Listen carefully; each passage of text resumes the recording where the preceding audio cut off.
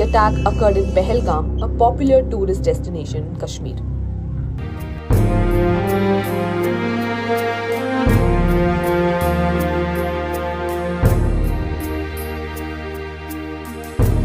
They were asking Hindu ఏ ముస్లిమే హిందూ ఏ ముస్లిం అండి.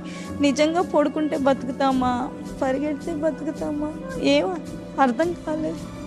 మొత్తానికి ఒక జస్ట్ 5 days ట్రిప్ వెళ్ళి life పోగొట్టుకొచ్చుకున్నానండి.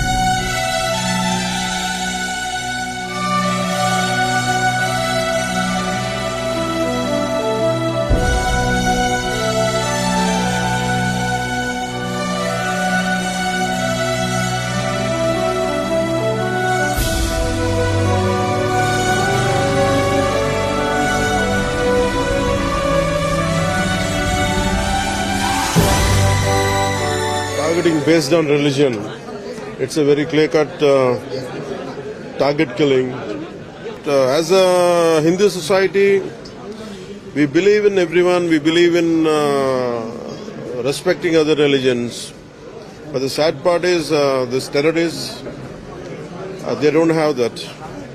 They have targeted exclusively Hindus and eliminated them, killing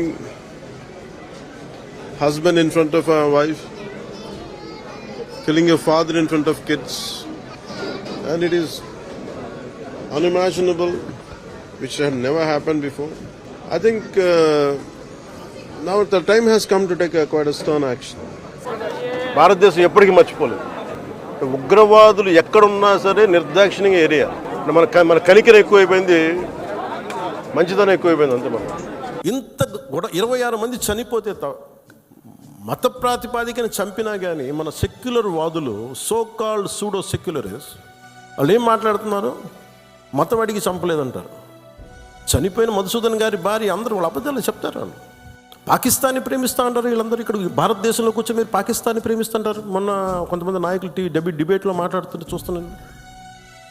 మీరు పాకిస్తాన్ అంత ప్రేమిస్తే దయచేసి పాకిస్తాన్కి వెళ్ళిపోండి, ఇక్కడ ఎందుకు?